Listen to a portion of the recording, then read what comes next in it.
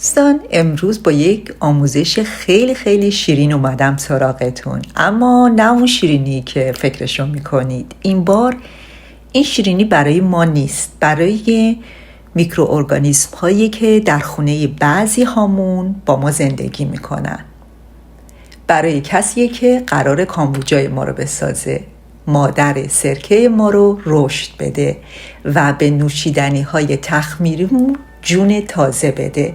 امروز میخوام بهتون شیره میوه رو یاد بدم، یه شیره غلیظ، طبیعی و فوق‌العاده مقوی که مخصوص تغذیه اسکوپی و باکتری های مفید ساخته میشه. در تخمیر معمولا فقط از شکر سفید استفاده میکنیم، منظورم در تخمیر کامبوجاست.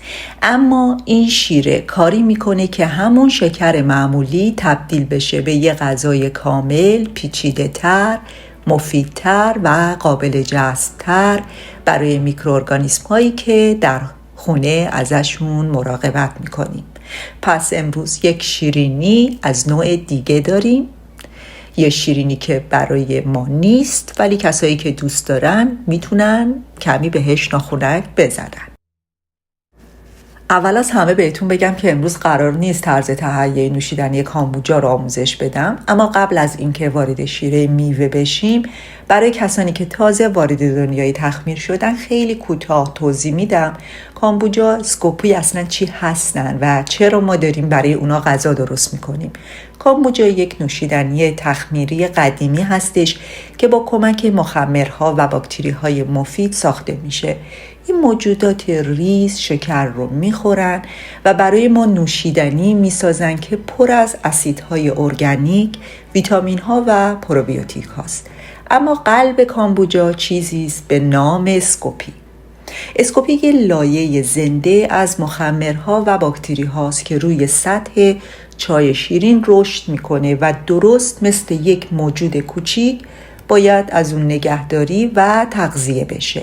هر چقدر تغذیه بهتری داشته باشیم، کامبوجای چای یا حالا میوه سالمتر و خوشمزه تر ساخته میشه. در کامبوجا مخمرها از شکر تغذیه میکنن. برای مخمرها مهم نیست شکر سفید باشه، قهوه‌ای باشه یا عسل باشه. مخمر شخصیتش اینه که قند میخوره. هر نوع قندی که به اون بدید اون میگیره، تجزیه میکنه، تبدیلش میکنه به الکل‌های خیلی کم و اسیدهای مفید. این کاریه که مخمر انجام میده. اما باکتری‌های مفید کمی حساس ترن. اگر قند خیلی ساده باشه کار خودشون رو انجام میدن، ولی اگر محیط غذاییشون غنی‌تر، طبیعی‌تر، پیچیده‌تر باشه، مثل درست یک درختی که کود خوب میگیره محصول بهتری به شما میده. اینجاست که شیره میوه اهمیت پیدا میکنه. وقتی شکر سفید رو با میوه مخلوط میکنیم و اجازه میدیم چند روز بمونه، اتفاقای خیلی جالبی میفته. شکر از میوه آب رو میکشه، به این فرایند میگیم اسموز. طعم، رنگ، اسیدهای طبیعی و مواد معدنی میوه همه وارد شربت میشه. کمی تخمیر طبیعی اتفاق میفته، یه مقدار الکل خیلی کم تولید میشه که اسکوپی عاشقشه و بعد هم توسط باکتری ها تبدیل به اسید میشه. در نهایت شکر سفید ساده تبدیل میشه به یه غذای غنی، پیچیده، میوه‌ای، خیلی معطر و بسیار مقوی برای میکروارگانیسم های کامبوجای ما. این یعنی ما داریم شکر معمولی رو میبریم به یه سطح جدید، یه شکر هوشمند، یه شکر تقویت شده و یک ماده اولیه فوق‌العاده برای نوشیدنی های تخمیری. ببینید، من در این آموزش نمیخوام از میوه های خاص استفاده کنم مثل انجیر، انگور یا میوه های فصل که همیشه در دسترس نیست. برای همین هم از سیب شروع میکنم. سیب همیشه هست، قیمتش هم تقریبا مناسبه، خوشمزه است و تقریبا شما میتونید همه شیره ها رو، شیره میوه های مختلف رو بر همین پایه درست کنید. فرق نمیکنه چه میوه‌ای، به همین طریق به همین آموزشی که میدم از تمام میوه ها میتونید شیره میوه رو تهیه کنید. حالا میرسیم به موضوع مهمتر، انتخاب شکر. اول از همه این که همه شکرها در نهایت قند هستند. شکر سفید، شکر قهوه‌ای، شکر خام، همشون در نهایت تبدیل میشن به سوختی برای مخمرها و باکتریها در تخمیرها، ولی تفاوت‌هایی دارن. شکر سفید خیلی خالصه و تقریبا هیچ نوع مواد معدنی نداره و ساده ترین نوع قنده. برای کامبوجا و تخمیر کاملا خوب کار میکنه و اسکوپی خیلی راحت میتونه ازش انرژی بگیره.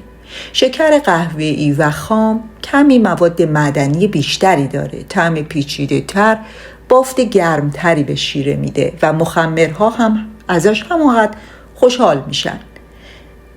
ولی عسل داستانش جداست. برای من که فقط یک ماده غذایی نیست، یک داروه. اگر مخصوصاً که عسل بخواد خام باشه، داخلش آنزیم ها، مواد معدنی، ترکیبات طبیعی فعالی وجود داره که تخمیر رو غنی‌تر و تغذیه رو کاملتر میکنه. من در اینجا از عسل عقاقیا استفاده کردم، برای این تابستون بود، تازه، و دوست دارم عسل رو در شیره میوه استفاده کنم. ولی اگر شما عسل خام در دسترس نداشتید، نگران نباشید، میتونید فقط از شکر سفید یا شکر قهوه‌ای استفاده کنید. اسکوپی و میکروارگانیسم ها با هر دو کاملا خوب کار میکنن. تنها تفاوت، همونطور که همیشه میگم، در کیفیت تغذیه و ترکیبات نهایی شیره هستش. اولین قدم خرد کردن میوه هاست. هر چقدر میوه درشتر باشه، عطر، طعم و آبش دیرتر آزاد میشه. اما وقتی اونا رو ریز خرد میکنیم، سطح تماسش با شکر بیشتر میشه و در نتیجه هم اسموز سریعتر انجام میشه و هم عطر و طعم میوه خیلی بهتر وارد شیره میشه. میوه های مثل سیب، گلابی، آناناس، هلو، آلو همه فوق العاده خوب جواب میدن. اینها میوه های نسبتاً آبدار هستن و شیره طبیعی زیادی هم میدن، ولی میوه های مثلا مثل انجیر آب کمتری داره. فرایند شیره سازیشون یکم طولانی تر میشه و شیره نهایی هم خیلی غلیظتر و تیره تر میشه. پس انتخاب میوه کاملا دست شماست. فقط باید بدونید هر میوه رفتار خاص خودش رو داره. و دیگه این که بهتره اولین لایه میوه، یعنی لایه‌ای رو که در شیشه میذارید، میوه باشه، چون اگر شکر در کف ظرف بشینه در اون روزهای اول سخت‌تر حل میشه و باید صبر کنیم تا آب میوه آزاد بشه. اما وقتی لایه اول میوه باشه، همون مقدار آب اولیه میوه باعث میشه شکر خیلی سریعتر حل بشه و اون فرایند شیره سازی خیلی بهتر انجام بشه.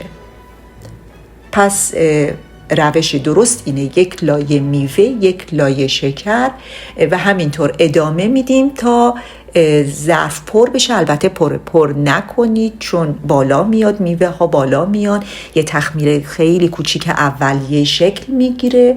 همیشه یه مقدار از ظرف خالی بذارید. البته من در این آموزش از 500 گرم میوه استفاده کردم چون شیره سیب از درختای باغچه‌مون دارم، خیلی به مقدار زیاد، برای همین فقط برای آموزش مقدار کم شروع کردم. البته شما هم با مقدار کم شروع کنید و نتیجه رو ببینید. بعدها دیگه میتونید میوه های مختلفی رو به شکل شیره تهیه کنید. من معمولاً برای میوه‌هایی مثل سیب، گلابی، به، انجیر، آلو از شکر قهوه‌ای استفاده می‌کنم به اضافه یه مقداری کمی عسل. این میوه‌ها خودشون طعم‌های عمیق و گرمتری دارن و وقتی با شکر قهوه‌ای ترکیب میشن، طعم شیره خیلی پیچیده‌تر، خوشبوتر و غنی‌تر میشه. اما برای بعضی میوه‌ها مثل توت فرنگی، رزبری یا هلو، ترجیح میدم از شکر سفید استفاده کنم، به خصوص وقتی نخوام رنگ و طعم لطیف و شاداب این میوه ها زیر سایه شکر قهوه‌ای یا ملاس بخواد پنهون بشه. مثلا در توت فرنگی اون عطر روشن و میوه اون رنگ قرمز شفاف بهترین حالتش با شکر سفید حفظ میشه. حالا در این میوه ها میام برای اینکه شیره شکر سفید در واقع با میوه کمی تقویت بشه، کمی عسل خام اضافه میکنم تا بدون اینکه بخواد تیره بشه رنگش، که به میکروارگانیسم ها مواد مغذی بیشتری برسه. ولی همونطور که گفتم عسل همیشه انتخابیه، به خصوص اگر مقدار میوه زیاد باشه. اضافه کردن عسل ممکنه هزینه کار رو بالا ببره. مثلا کسی که با 10 کیلو یا 20 کیلو میوه شیره درست میکنه نمیتونه خیلی مقدار زیادی عسل استفاده کنه، ولی اگر مقدار شیره برای مقدار خونگی کم باشه میتونیم خیلی راحت از عسل خام هم استفاده بیشتری کنیم و کیفیت شیره رو بالا ببریم. پس این طور میشه برای میوه های گرم عمیق شکر قهوه‌ای با کمی عسل، برای میوه های لطیف رنگی شکر سفید با مقداری کمی عسل. هدف ما، میگم بعضی اوقات فقط شیرین کردن نیست، هدف اینه که شکر، عسل، میوه همدیگر رو تقویت کنن و در نهایت یک شیره عالی مقوی برای میکروارگانیسم ها بسازیم. ولی اگر که دسترسی به هیچ کدوم از اینها ندارید، از میوه و شکر سفید استفاده کنید. کیفیت کار به همون اندازه بالا هستش، شیره خیلی خوشمزه‌ای درست میشه. در انتها ما نمیخوایم اینو خودمون بخوریم، استفاده کنیم. این برای استفاده میکروارگانیسم ها داره ساخته میشه. یه چیزی رو همینجا خیلی صادقانه بگم، گاهی ما آدما از شکر سفید یه هیولا میسازیم و از شکر قهوه‌ای شکر خام یه فرشته، در حالی که در واقعیت همه اینها از یه خانواده‌اند، فقط کمی تفاوت در مواد معدنی و فرآوری دارن. برای بدن انسان مهم اینه که چقدر حرکت میکنیم، چقدر غذا میخوریم، چقدر مصرف شکرمون رو مدیریت میکنیم. آدمی که مثلا تمام روز پشت میز میشینه، ورزش نمیکنه، فعالیت نداره، فقط از ماشین به خونه، از خونه به ماشین میره، فرقی نمیکنه شکر سفید بخوره، شکر قهوه‌ای، عسل، شیره خرما، شیره انگور، اگه مصرف زیاد باشه بدنش به هر حال تحت فشار قرار میگیره.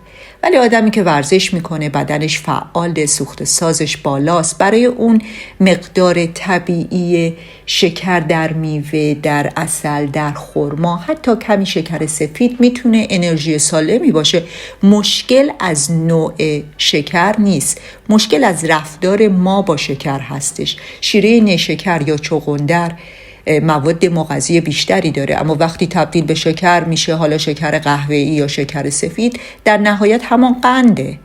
ملاس مواد معدنی داره، اما اگر بی‌رویه مصرف بشه همانقدر میتونه زیاده روی باشه. ببینید واقعیت اینه که گاهی ما آدم ها چیزی رو سالم اعلام میکنیم، چیزی رو بعداً بد اعلام میکنیم، فقط چون حد استفاده رو نمیشناسیم. اگر سالی 2 بار زولویا بامیه مثلا بخوری، نه شکرش ما رو میکشه نه ملاسش ما رو نجات میده. این ما هستیم که حد رو گم میکنیم، نه شکر. این 2 تا شیشه شیره سیب رو در کنار هم گذاشتم. یکی شیره تازه‌ایه که همین امروز درست کردم و اون یکی شیره سیب قدیمی تره.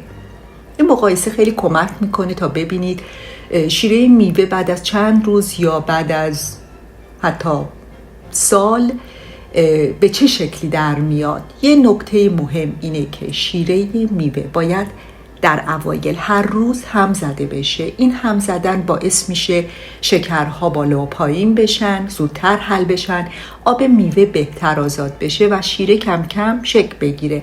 اگه این کارو نکنی ممکنه شکر ته‌نشین بشه و فرایند کمی طولانی تر بشه. قدرت تخمیر هم بسته به نوع میوه متفاوته. بعضی میوه ها مثل انجیر، آلو، انگور قند طبیعی خود میوه خیلی بیشتره و همین باعث میشه تخمیر خیلی قوی تری داشته باشیم. بعضی میوه ها مثل سیب یا گلابی تخمیرشون کمی ملایم تره ولی باز هم تخمیر خیلی خوبی دارن.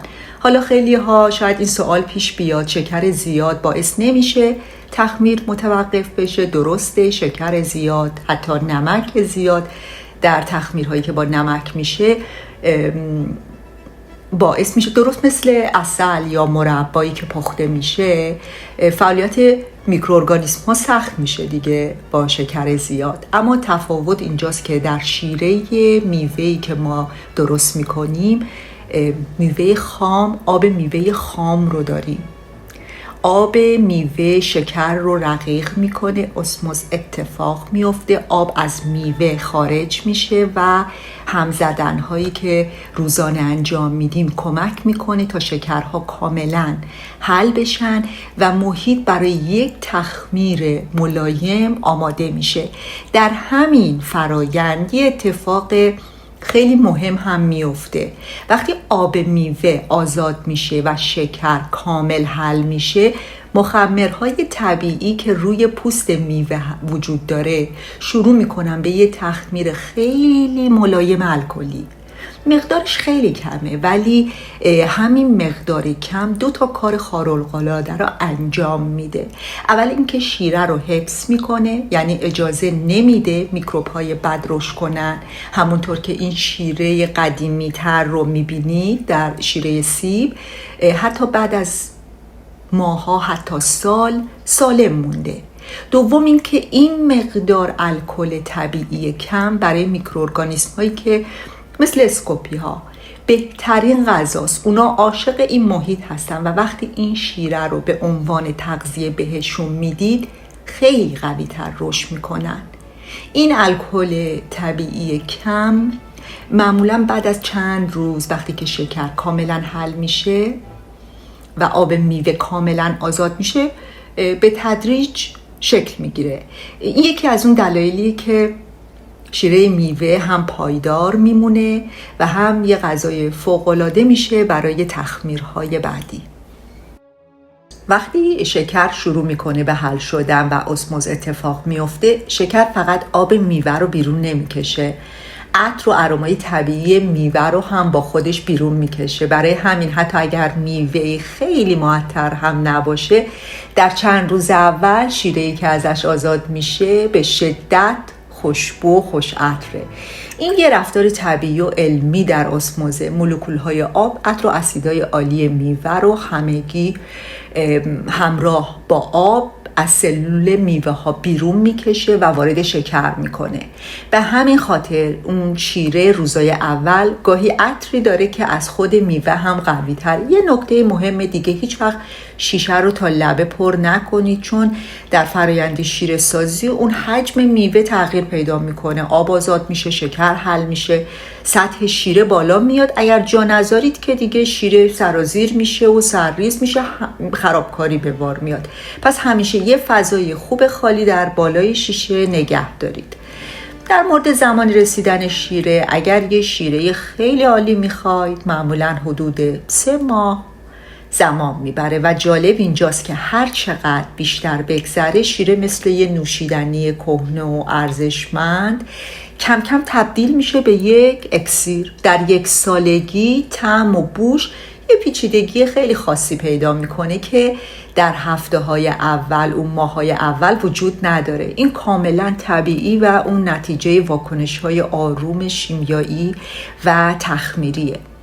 درباره جدا کردن میوه ها از شیره هم معمولاً میتونید بعد از 3 ماه تا 5 ماه میوه ها رو از شیره جدا کنید. در این مدت آب میوه کاملاً آزاد شده و شیره قوام خودش رو پیدا کرده. اما این موضوع یک قانون خیلی سخت نیست، بستگی داره به نوع میوه، دمایی که شیره رو در اون نگه میدارید. مثلا میوه های مثل به یا سیب خیلی دیرتر خراب میشن و میتونید اونها رو طولانی تر داخل شیشه نگه دارید، ولی اگر احساس کردید میوه ها بیش از حد نرم شدن یا رنگشون دیگه خیلی تغییر پیدا کرده، میتونید زودتر جدا کنید.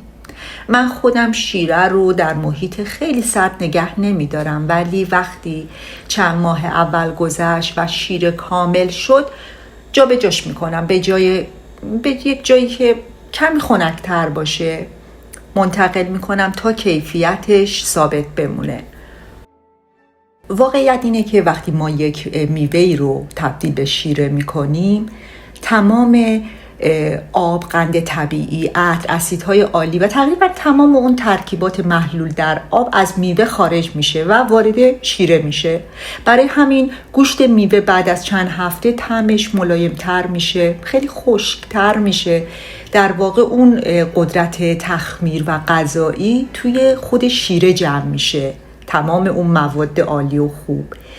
اما این به این معنی نیست که میوه که باقی مونده بی ارزشه. نه، اتفاقا هنوز مواد فیبری، مقداری مواد معدنی و حتی کمی قند داخل میوه باقی میمونه. ولی وقتی که ما میخوایم یه تخمیر تمیز باشه، شفاف باشه برای نوشیدنی کامبوجا و یا تغذیه هتل اسکوپی یا هتل مادر سرکه که نگهداری میکنیم، فقط از شیره استفاده میکنیم، چون میخوایم مایعی که استفاده میکنیم تمیز، شفاف باشه. در کره و ژاپن یه سنت خیلی قدیمی وجود داره که هنوز هم خیلی ها در خونه هاشون انجام میدن. میوه های مثل پرتقال، یوزو، لیموهای خاص، آلوهای خاص کره‌ای مثل امه یا حتی نارنگی زمستونی رو با ترکیبی از شکر و عسل لابلا داخل شیشه میریزن و ماها نگهداری میکنن. البته بعد از مدتی در یخچال ازش نگهداری میکنن. اونا اعتقاد دارن این عصاره میوه زمستونی برای سرماخوردگی، گلودرد، تقویت بدن خیلی خوبه. در زمستون یه قاشق از این شیره رو با آب داغ یا چای مخلوط میکنن، مثل یه نوشیدنی گرم درمانی می نوشن. این سنت هنوز هم در کره خیلی قویه، حتی تقریبا میتونم بگم در هر خونه‌ای پیدا میشه. ولی واقعیتش اینه که من که خب چای یا حتی قهوه رو بدون شکر استفاده میکنم، این نوشیدنی خیلی شیرینه. عسل و میوه رو دوست دارم جدا استفاده کنم و دیگه این که دوست ندارم تبدیل به عادت روزانه بشه. در مورد کامبوجا، نوشیدنی کامبوجا هم همینطوره. در یه تابستون به عنوان یه نوشیدنی خنک لذت بخش گهگاهی خوبه، ولی نه به این شکلی که بخواد عادت بشه، چون هنوز هم در این نوشیدنی‌های تخمیری یک مقدار کم الکل، یک مقدار خیلی کم شکر، حتی اگر مقدارش خیلی هم کم باشه وجود داره. برای همین هم باز یه توصیه کوچیک میکنم هر روز جزو نوشیدنی‌های روزانه‌تون نشه. و اما در آخر از روی مسئولیت چند تا نکته مهم رو باید بهتون بگم. حالا که این شیره میوه رو یاد گرفتید، میتونید باهاش کلی نوشیدنی‌های خوشمزه درست کنید، برای مهمونی‌ها طعم‌های خاص رو بسازید، اسکوپی‌ها و مادرهای سرکتون رو تغذیه کنید، هزار جور کار خلاقانه انجام بدید. اما این شیره چند تا اما داره که گفتنش از نظر اخلاقی برام واجبه. اول اینکه این شیره با تخمیر خیلی ملایم درست شده، همیشه مقدار خیلی کمی الکل طبیعی تولید میکنه و مقدار قابل توجهی هم که خب شکر داره. به خاطر رنگ و بافت و عطر میوه‌ای خیلی راحت ممکنه شبیه مربای خوراکی بی خطر به نظر بیاد و خیلی مادرها احساس کنن حالا که مواد معدنی خیلی خوبی داره، میشه بر تغذیه بچه‌ها به جای مربا ازش استفاده بشه. اما برای بچه‌ها اصلا مناسب نیست. بدن کوچیکشون به همین مقدار کم هم حساسه و شیرینی زیاد هم که میتونه براشون اعتیاد غذایی بیاره.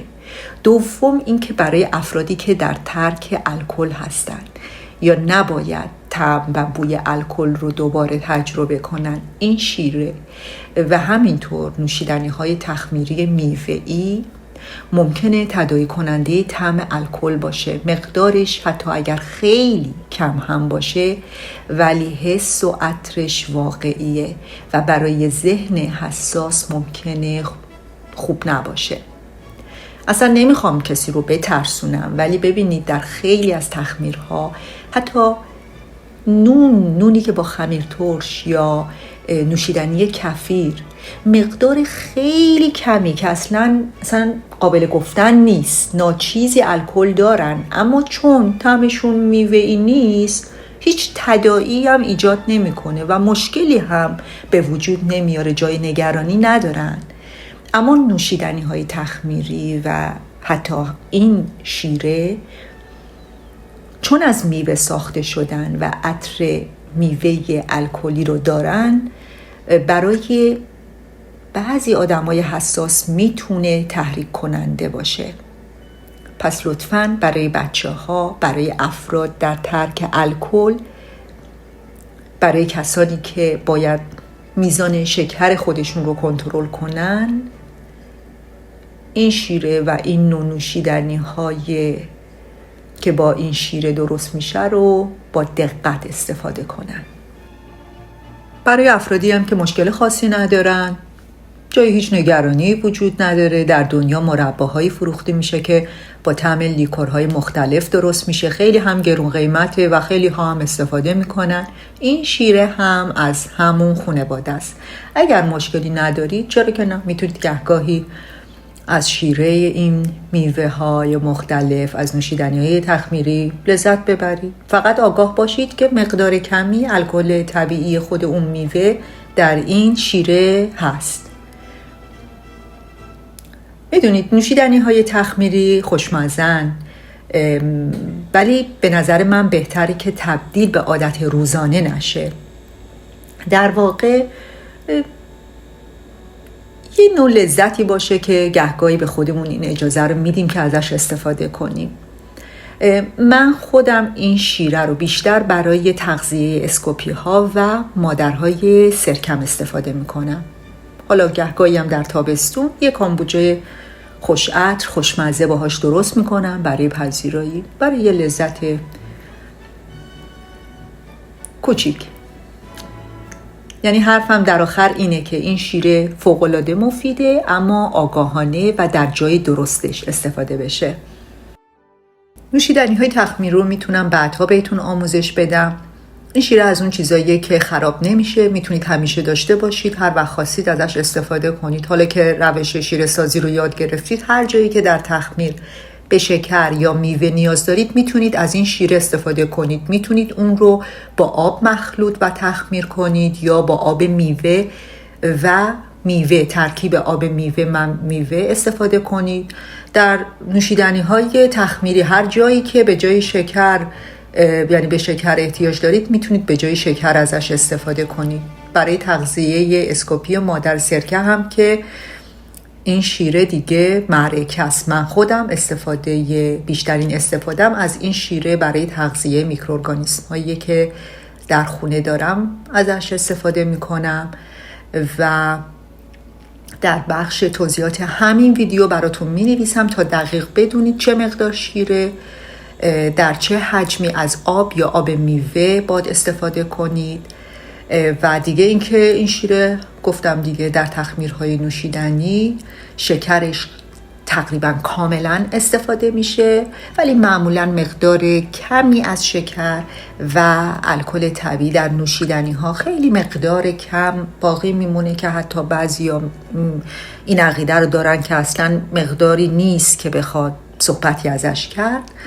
ولی خب من میگم در کل هر جا که نیاز به شیرینی و انرژی برای میکروارگانیسم ها دارید میتونید از این شیره میوه استفاده کنید. امیدوارم درستش کنید، ازش لذت ببرید. در پروژه‌های تخمیری بعدی که با هم ادامه میدیم ازش استفاده میکنیم و خودتون در تخمیرهایی که دوست دارید و تجربه دارید میتونید ازش استفاده کنید.